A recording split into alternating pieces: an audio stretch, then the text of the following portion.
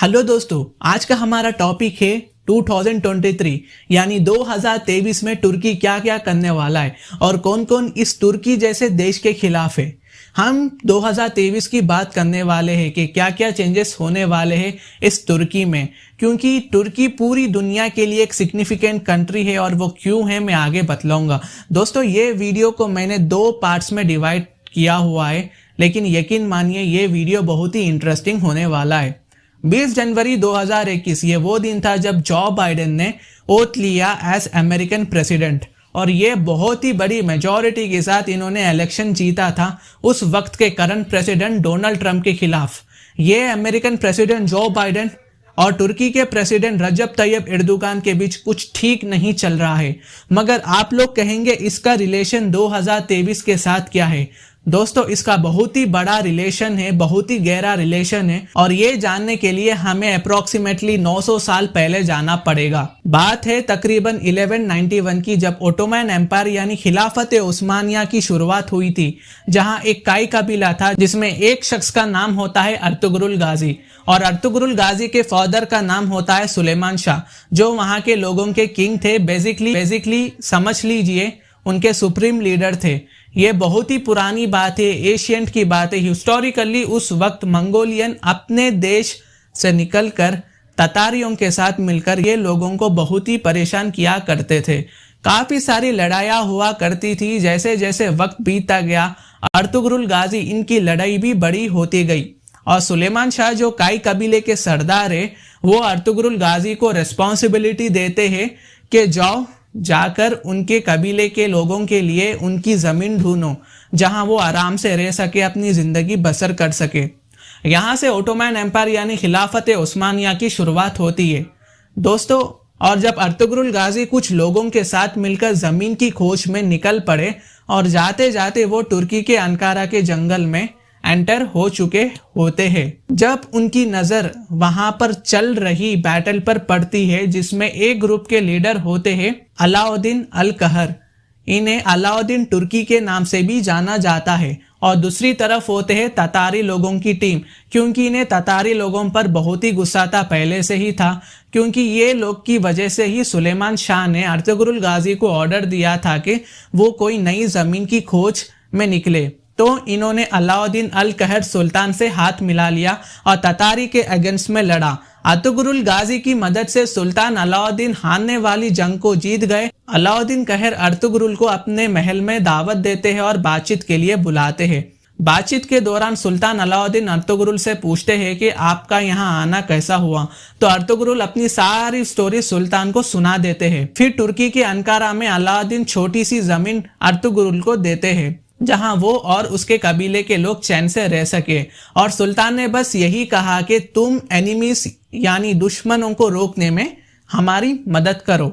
आगे चलकर अर्तुगरुल ने बहुत ही बड़ी जंग लड़ी और काफी सारे कंट्रीज को अपने अंडर ले लिया, टेक ओवर कर लिया। साल 1258 में अर्तुगरुल गाजी के बेटे उस्मान गाजी का जन्म होता है।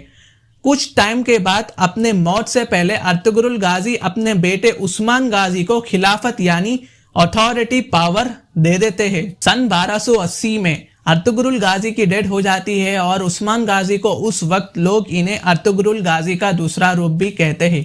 इन्होंने बहुत ही बड़ी रियासतों और कंट्रीज को अपने कंट्रोल में ले लिया। बहुत ही कम टाइम में इन्होंने अपने आप को एक बहुत ही पावरफुल लीडर साबित किया। हालांकि ओटोमन एम्पायर की पावर्स उनके अभी हाथ में नहीं आई थी। उससे पहले इनकी आर्मी बहुत ही छोटी थी, लेकिन इनमें बहुत ही हिम्मत थी, जज्बा था। वॉर और बैटल्स में ये लोग टिके हुए रहते थे, हार नहीं मानते थे। जैसे जैसे वक्त आगे बढ़ता गया ओटोमन एम्पायर यानी खिलाफत उस्मानिया एक्सपैंड होते गई। इसकी बड़ी वजह यह भी थी कि दोस्तों उस वक्त जितने भी रिलीजन है यानी कि मजहब है, ओटोमन एम्पायर उसकी रेस्पेक्ट करते थे। ओटोमन एम्पायर के समय में बहुत ही डेवलपमेंट हुआ करता था। इनके लीडर्स में बिल्कुल भेदभाव नहीं पाया जाता था और लोग भी इनकी लीडरशिप में बहुत ही खुश थे, और जिसकी वजह से ये खिलाफत 600 साल से ज्यादा टिकी रही।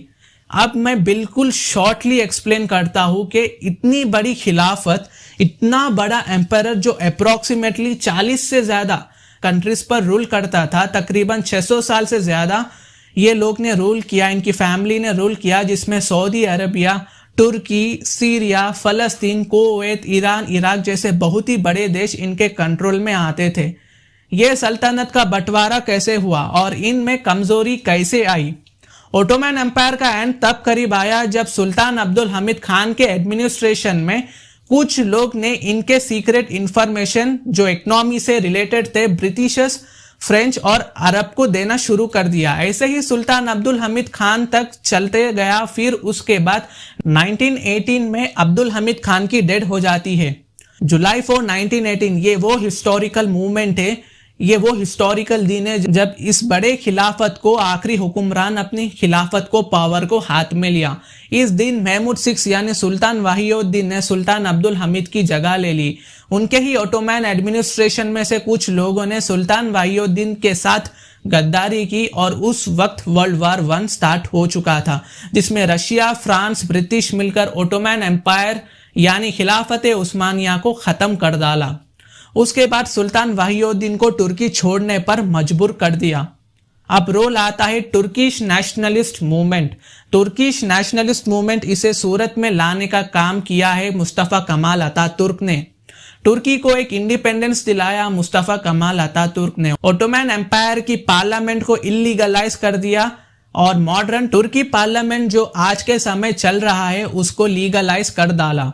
लेकिन इसके चलते मॉडर्न तुर्की को एक लॉसान एग्रीमेंट का सामना भी करना पड़ा, जो कि बहुत ही बुरी बात है तुर्की के लोगों के लिए।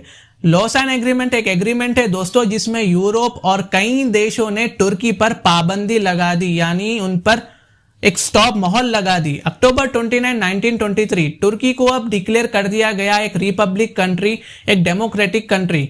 मुस्तफा कमाल अतातुर्क जो ओटोमन एम्पायर का आर्मी था, इन्होंने इंडिपेंडेंस रिपब्लिक ऑफ तुर्की को फाउंड किया। और वो पाबंदी ये है कि तुर्की अपने देश में से खुद पेट्रोल ड्रिलिंग नहीं कर सकता। रिसेंटली तुर्की के समंदर में गैस का भंडार मिला, वो उसे नहीं निकाल सकता। तुर्की का फेमस ब्रिज जो काफी जाना माना है, द बॉस्फोरस ब्रिज, जिसे स्ट्रेट ऑफ इस्तांबुल भी कहा जाता है, तो वहां का वाटर कनेक्ट होता है ब्लैक सी से सी ऑफ मरमरा तक। जब ये पानी गुजरता है तो इसे इस्तांबुल से जाना पड़ता है, तो इस पर से आने जाने वाले शिप्स पर तुर्की कोई टैक्सेस नहीं ले सकता।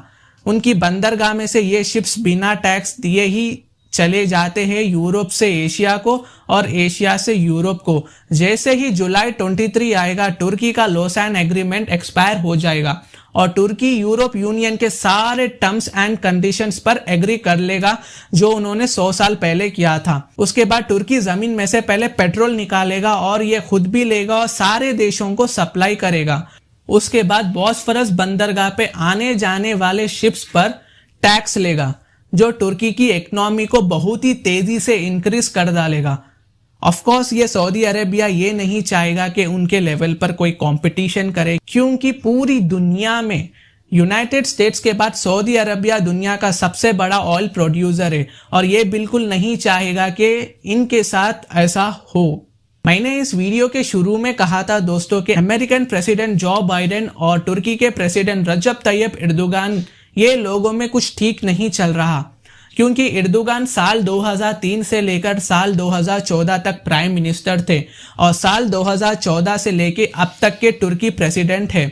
तो इन्होंने पूरी पावर प्रेसिडेंट को ट्रांसफर कर प्राइम मिनिस्टर की पोस्ट ही खत्म कर दी। प्राइम मिनिस्टर की पोस्ट को ही खत्म कर डाला और इस पोस्ट को निकालकर फेंक दिया। कुछ लोगों ने साल 2016 में एर्दोगान का तख्ता पलट करने की कोशिश की तुर्की की आर्मी के जरिए, मगर तुर्की के लोगों ने रोड पर निकलकर आर्मी को रोक दिया। और जो बाइडेन ये समझते हैं कि तुर्की एक डेमोक्रेटिक कंट्री है और ये कोई डिक्टेटरशिप कंट्री बिल्कुल नहीं है। और यूरोप यूनियन ये नहीं चाहेगा कि तुर्की इनसे आसानी से टैक्स ले, क्योंकि इन्हें बहुत ही नुकसान होगा यहाँ पर। 2023 में देखेंगे कि तुर्की के साथ क्या क्या होता है। आपकी क्या राय है मुझे कमेंट कर बतलाएं। वीडियो को लाइक करें, चैनल को सब्सक्राइब करें, बेल आइकॉन पर प्रेस करें ताकि और भी सारे अपडेट्स मैं आप तक ला सकूं। शुक्रिया।